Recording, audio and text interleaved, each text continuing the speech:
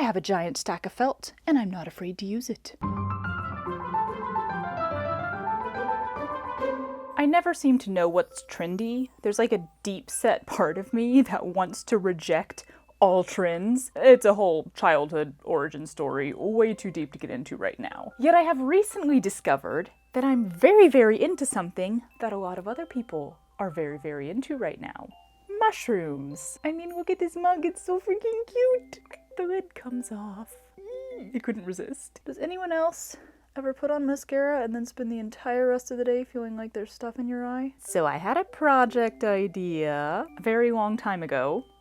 What else is new? I think a mushroom is the perfect shape and design for a pincushion. And I like a fun little pincushion, more as decoration than actual utilization, I guess. I keep my pins in here and I'm really fine with that. But mushroom pincushion, who wouldn't want that? So I'm gonna make one. And I thought this would also be a good time in this video to chat a little bit about this channel and my videos and what my upcoming plans are now that the Laidwork sampler tutorials have finished at last. So we'll do that later. When I'm just sitting there sewing, we'll have a little chat. I already had a good stack of felt, yet I went out 2 more times and bought a lot more in colors that I definitely don't need for this project. So I guess I'm anticipating other felt-based projects in the near future.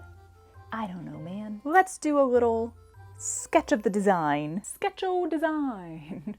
I've already worked today, so slightly loopy. So of course it's going to be one of the traditional red and white polka dotted mushrooms. Why wouldn't it be? And this will be the part that's actually stuffed and has, you know, the little pin sticking into it. So the base itself needs to be large enough and sturdy enough and heavy enough to make the whole thing stand up easily. And I also, of course, am gonna turn this into a mushroom house, not just a mushroom, because why would I not take that opportunity? So I'm thinking something kind of rounded, a little bit like a little potbelly shape, and then I can put a cute little door on it. I can give it some windows. I might give it a little chimney. All your basic mushroom house kind of stuff. For extras, I think I might do some vines kind of twirling up. I don't know, we'll see. Extra stuff will all kind of come as we go. So the interesting thing is going to be, one,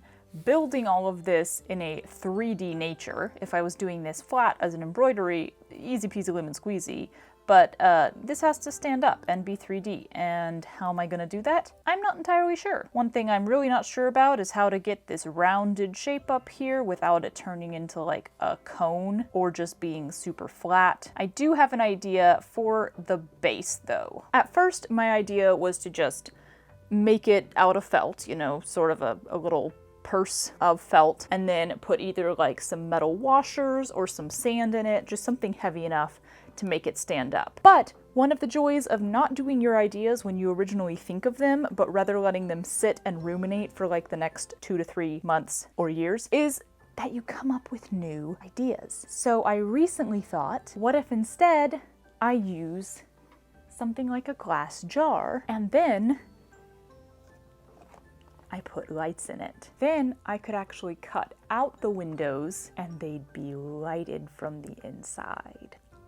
This is definitely going to be a figure it out as you go project. So with my mushroom mug as inspiration, let's wing it!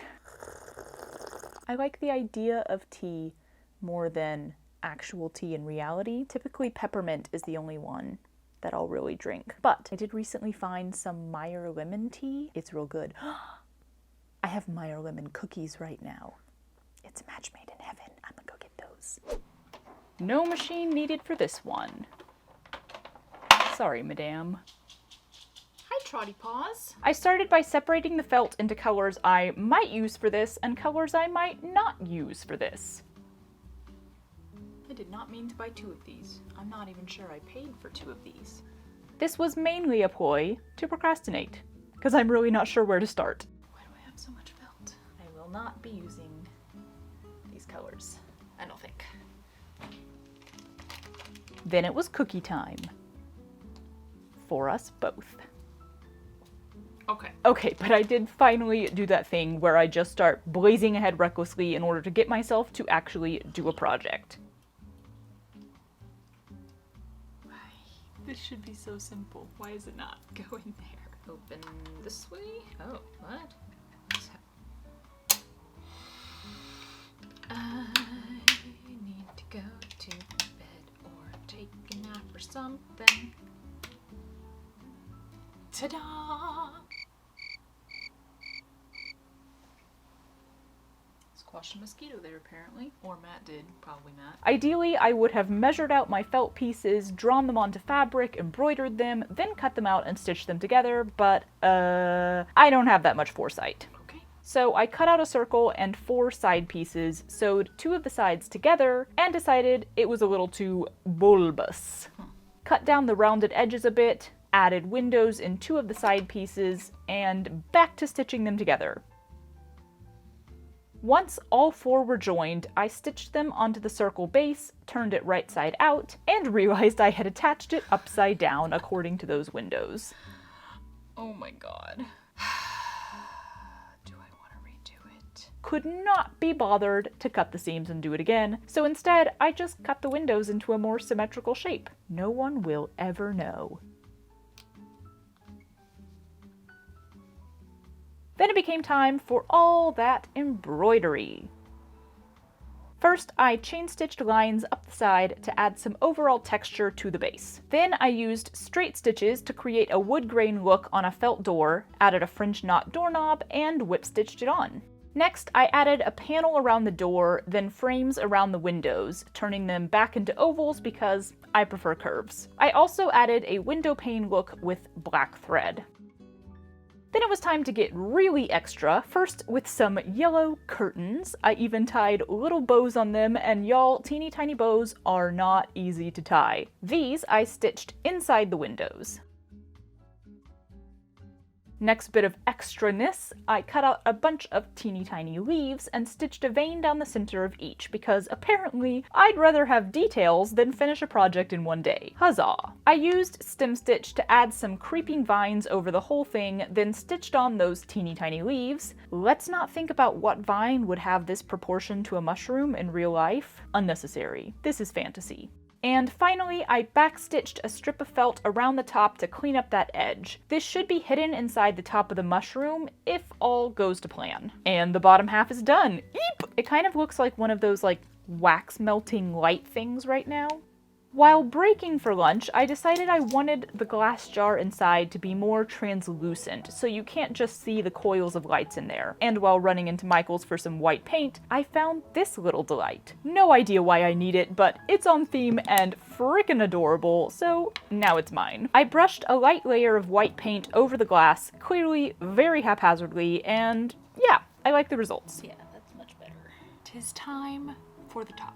The top half of the mushroom, of course, needs to lift off the bottom so I can turn the lights on and off and replace the batteries when needed. So I'm starting with the bottom of the top. Yeah. So the underside of this mushroom is this color. Heat drawing circles. Time to go find a circle. Oops, I did it again. Ow. Ow! That could work.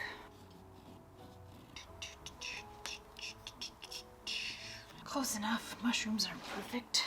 It always seems like it'll be better, or at least easier, to do the embroidery before cutting out the felt piece, but then you run into the risk that when you cut out the piece, you could very easily end up cutting through something that releases all your stitching. So I think it actually is better to cut it out first and just hold it really awkwardly while you embroider on it. I guess that's what I'm gonna do. That is the concept. It looks like one of those topless sun hats that you see on older women who are out gardening. It's so cute. Okay, let's do some more hand stitching. Looks like I'm making a giant donut, which would also be cute. So on this one, I'm going to do lines of probably stem stitch all the way around. It's a lot of space to cover, and I want them kind of close together to look like those lines on the underside of a mushroom cap, so this will probably take a while. Seemed like a decent time to do some chatting. I feel like I've forgotten how to do stem stitch. I did not really take into account how much embroidery I planned on putting on this piece. Fun little one-day project, I said.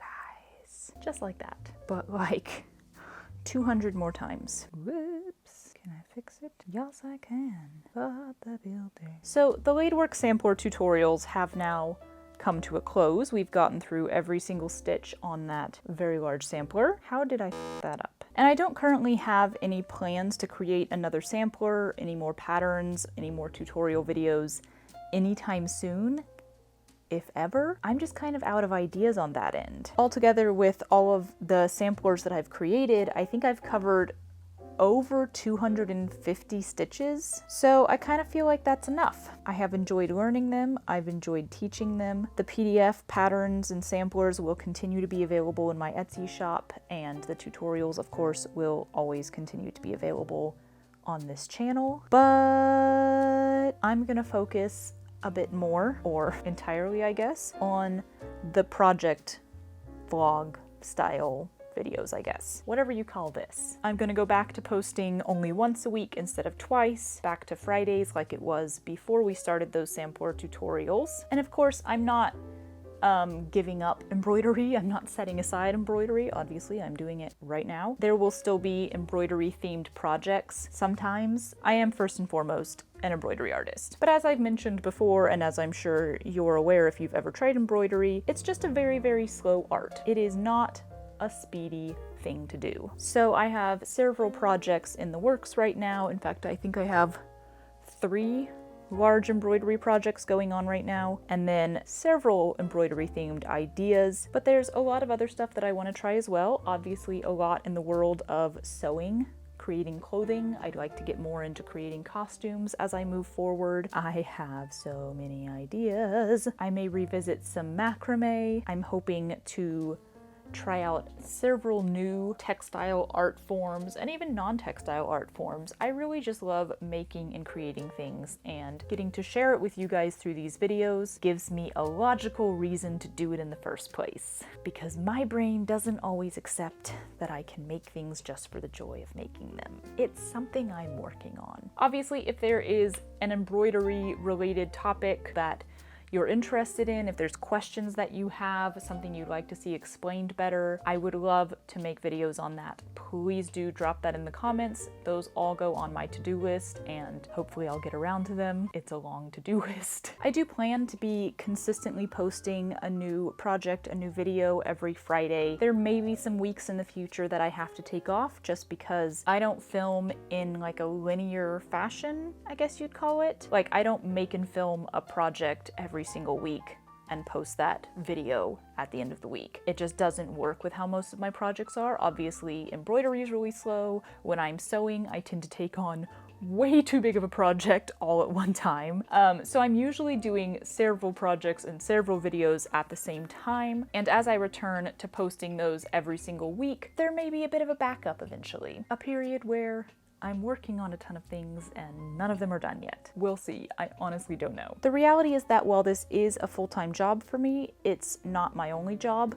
So while I'm hoping that I'll be able to consistently post every Friday for the coming months and heck, even years, I just never quite know what's going to come up and how things are gonna change. Stability, man, it's elusive. But I do have 5 billion ideas. I swear, on average, I probably come up with like 3 to 4 new project ideas every single week, and I complete 0.5 projects. Maybe one day I will catch up with myself. It's unlikely. So yeah, if there are weeks that I have to skip posting in the future, that's why. There's just other stuff going on. Anyway, I am just incredibly grateful that I have the joy and the privilege of getting to make all these ideas that I have and share it all with you. Thank you to everyone who has watched in the past, who continues to watch, who subscribes, who comments. I love interacting with all of you. It brings me great joy. And now I'm going to go spend, I'm guessing, 2 to 3 more hours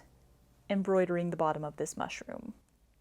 It did in fact take me another 2 hours to finish the embroidery. I'm getting good at guesstimating. Next up, I had to figure out how much bigger to make the red circle on top in order to get the height that I want from it, and how to make that circle fit to the lower one without too many weird lumps or lines. Continuing my theme of never using a compass, I traced a plate to get a circle, then attempted to gather the edges to the size that I wanted. Not crazy about the shape. It's a little too shower cap beret looking.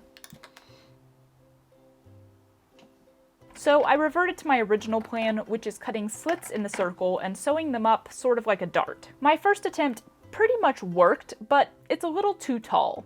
I mean, the height is actually cute in general, but I didn't love the lampshade vibes it was giving me. So I started over with a smaller circle and got this out of it. I'm hoping that once it's stuffed, it'll be a little smoother, just not so conical in the center. I then used blanket stitch to attach all of those lovely white polka dots to the top, after which I fashioned a little chimney top out of gray felt and got that stitched on, and it's freaking adorable, am I right? Stitching the top part to the underside took me 2 tries to get right, but you know, we live and learn. Let's stuff this baby. Once I got it turned right side out, I just had to stuff the mushroom top as full as I could get it, then slide the battery pack inside and stick it on top of the stem. This might be my favorite thing I've ever made.